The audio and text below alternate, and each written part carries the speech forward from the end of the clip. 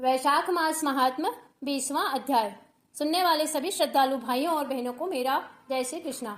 चलिए आज हम 20वें अध्याय की कथा सुनते हैं। शांताकारं भुजगशयनं पद्मनाभं सुरेशं विश्वाधारं कमल सदृशं मेघवर्णं शुभांगं लक्ष्मीकांतं कमलनयनं योगभिर्ध्यानगम्यं वंदे विष्णु भवभयहरं सर्वलोकैकनाथं। व्याध कहने लगा कि हे ब्रह्मन, परमात्मा ने यह करोड़ों जीव क्यों उत्पन्न किए हैं? इनके भिन्न भिन्न कर्म अनेक सनातन मार्ग हैं और इनके स्वभाव एक से क्यों नहीं? यह सब मेरी जानने की इच्छा है। शंख मुनि कहने लगे कि सत्वगुणी, रजोगुणी और तमोगुणी 3 प्रकार के मनुष्य होते हैं।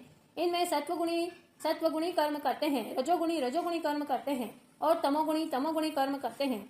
इन गुणों की विषमता, न्यूनता और अधिकता से मनुष्य वैसे ही कर्म करता है। उन्हीं के फल भोगने से मनुष्य कभी सुखों और कभी दुखों को प्राप्त होता है। प्रकृति के जीव इन्हीं तीनों गुणों से बचे हुए हैं। गुण कर्म के अनुसार ही कर्म का नाश और फल होता है।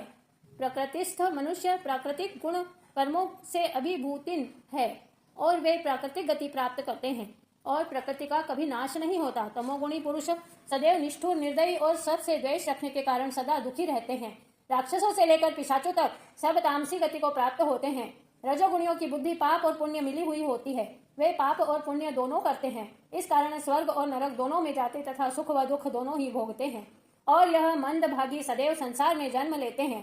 सत्वगुणी धर्मात्मा, दया वाले, पराई निंदा न करने वाले तथा श्रद्धावान होते हैं। यह सत्वगुणी वृत्ति वाले महा तेजस्वी पाप रहित ऊपर के लोकों को जाते हैं। यह अपने गुण और कर्मों के अनुसार कर्म करते हुए भगवान के समीप पहुंच जाते हैं। पूर्ण काम भगवान विष्णु में कोई विषमता नहीं है। वे उत्पत्ति, पालन और संहार समान भाव से करते हैं। समस्त जीव अपने अपने कर्मों के अनुसार फल भोगते हैं। जैसे बाग में माली सब वृक्षों को पानी देता है और वह एक ही मार्ग में से समान ही सींचे जाते हैं, परंतु सब वृक्षों की प्रकृति अलग अलग होती है। बाग लगाने वाले को कुछ विषमता नहीं होती। तब व्याध कहने लगा कि हे मुने, पूर्ण भोग वाले मनुष्यों की मुक्ति कब होती है? सृष्टि काल में या अंत काल अथवा स्थिति काल में?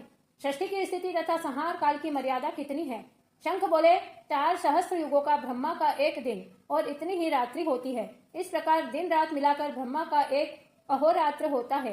15 अहोरात्र एक पक्ष और 2 पक्षों का एक मास होता है। 2 मास की एक ऋतु, 3 ऋतुओं का एक अयन और 2 अयन का एक वर्ष होता है। इसी प्रकार ब्रह्मा जी के 100 वर्षों का एक ब्रह्मकल्प होता है। इसी को वेद के जानने वाले प्रलय का समय कहते हैं। प्रलय 3 प्रकार की होती है। एक मानव प्रलय जिसमें मनुष्य का अंत होता है, दूसरा दैनंदिन प्रलय और तीसरी ब्रह्म प्रलय। ब्रह्मा जी के एक मुहूर्त में एक मनु ही प्रलय होती है। इसी प्रकार जब 14 मनु हो जाते हैं तब एक दैनंदिन प्रलय होता है। मनवंतर प्रलय में पृथ्वी, आकाश और पाताल तीनों लोकों का लय हो जाता है, परंतु इस मनवंतर प्रलय में चैतन्य जीवों का नाश ही होता है, किंतु लोकों के स्वरूप का नाश नहीं होता। केवल उन लोकों में जल प्लावन हो जाता है। फिर मनवंतर के अंत में चैतन्य जीवों की पुनः उत्पत्ति हो जाती है। लेकिन दैनंदिन प्रलय में लोक और लोकस्थ सबका नाश हो जाता है। सिर्फ एक सत्य लोक ही रह जाता है। ब्रह्मा जी के शयन करने पर चैतन्य अधिभूतों सहित सबका नाश हो जाता है। कोई कोई तत्वाभिमानी देवता और मुनि बचे रहते हैं तथा सत्य लोक के शयन करने वाले भी रह जाते हैं, जो कल्प भर तक सोते रहते हैं। फिर रात्रि के समाप्त होने पर ब्रह्मा जी पुनः सृष्टि की रचना करते हैं, जिसमें देवता, ऋषि और पितृलोक व वर्ण धर्मों सहित सबकी अलग अलग रचना होती है।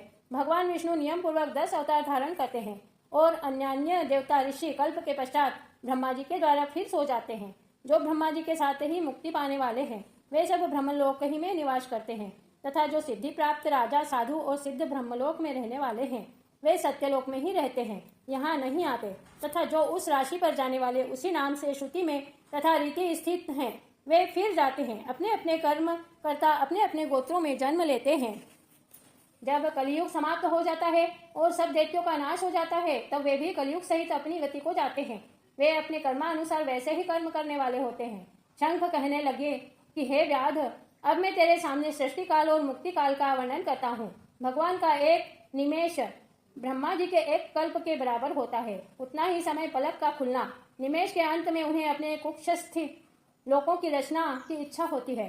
तब सब लोगों और सब जीव समूहों को अपने उदर में रखता है। उनमें से कितने ही सृजन योग्य, कितने ही मुक्ति और कितने ही ऐसे होते हैं जिनका लिंग देह छूट गया है। वे सुप्त हैं, संसार में स्थित हैं और वे सब संसार से तमोगुण संबंध युक्त होते हैं। कुछ ऐसे भी होते हैं जो पूर्व कल्प में विधि पूर्वक लिंग भंग को प्राप्त हुए, मानव पर्यंत जीव कोश जीवोन्मुक्त और मुक्तिगामी जो पूर्व कल्प में विमुक्त हो, ब्रह्मा जी से लेकर मनुष्य तक विष्णु की कुक्ष गति होकर भी ध्यानावस्थित रहते हैं।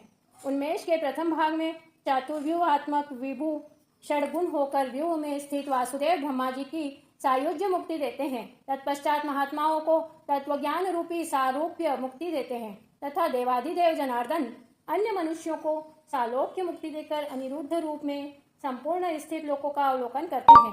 वासुदेव आदि से लेकर पूर्ण गुणों से युक्त चतुर्व्यूहात्मक को महाविष्णु भगवान भिन्न कर्म और आशय वाले लोक की रचना हुए स्वयं पूर्ण काम करते नेत्र खोलने के अंत में पुनः योग माया का आश्रय लेते हैं। व्यूहस्थ संकर्षण से चराचर का नाश करते हैं। यह सब उस भगवान का वर्णन होने वाला कार्य है। यह कार्य ब्रह्मादिक और योगियों द्वारा भी कहा नहीं जा सकता। इतनी कथा सुनकर व्याध कहने लगा कि हे मुनि, भागवत धर्म क्या है और किन धर्मों से भगवान प्रसन्न होते हैं। शंख कहने लगे कि जिस धर्म से चित्त की शुद्धि हो और सज्जनों का उपकार हो उसी को सतो धर्म, जिसकी कोई निंदा न करे, जो धर्म श्रुति और स्मृति के अनुकूल हो और कामना रहित हो, लोक से विपरीत न हो, उसे ही सात्विक धर्म समझना चाहिए। वर्ण आश्रम के विभाग से वह धर्म 4 प्रकार का है तथा उसमें से प्रत्येक 3-3 प्रकार हैं, नित्य, नैमित्तिक तथा काम्य। जब यह धर्म विष्णु भगवान के समर्पण किए जाए तब उनको सतोगुण युक्त भागवत धर्म कहा जाता है। जब किसी कामना के लिए दूसरे देवताओं का समर्पण किया जाए तो रजोगुण युक्त और राक्षस पिशाचादि लोक निष्ठुर देवताओं का पूजन करना तथा तमोगुणी कर्म है। सत्वगुणी भगवान के निमित्त सत्वगुणी कर्मों को करते हैं, वे ही भागवत धर्म है। जिनका चित्त सदैव भगवान के चरणों में रहता है, जीवा पर भगवान का नाम चरणों को हृदय में धारण करते हैं, वही भागवत धर्म है। जो सदाचारी परोपकारी हैं तथा मयताहीन है, वही भागवत धर्म है। जिनको शास्त्र, गुरु, साधु और कर्म में विश्वास है और सदा ही भगवान की भक्ति में लगे रहते हैं, वे ही भागवत हैं। जिनको भागवत भगवान के धर्म मंतव्य है तथा जो श्रुति और स्मृति में बतलाया गया है, वही धर्म है। सब जगह घूमना, सब कर्मों को देखना, सब धर्मों को सुनना, परंतु चित्त को विषयों में रखने वाले पुरुष कुछ भी नहीं कर सकते। कामना रहित और श्रद्धा से जो कर्म विष्णु निमित्त किए जाते हैं, वे ही भागवत धर्म है। सत्पुरुषों का मन साधुओं के दर्शन से कृतकृत्य हो जाता है। जैसे चांदनी को देखकर चंद्रकांत मणि इस लोक और परलोक में सुख देने वाले धर्म को बहुत हैं, परंतु भगवान को प्रसन्न करने वाला धर्म संपूर्ण पापों का नाश करने वाला है। जैसे दही में से मक्खन निकाल लेते हैं, वैसे ही वैशाख के धर्म विष्णु भगवान ने लक्ष्मी को क्षीर सागर में सबके हित के लिए बतलाए हैं। मार्ग में छाया करना, प्याऊ लगाना, पंखे से हवा करना, सुपात्रों को दान देना तथा जूता, छाता, कपूर और सुगंधित वस्तुओं का दान करना, धन से कुआं, बावड़ी, तालाब आदि बनाना, सायंकाल के समय शरबत पिलाना, फूल, पान, दही आदि सब दानों से उत्तम है।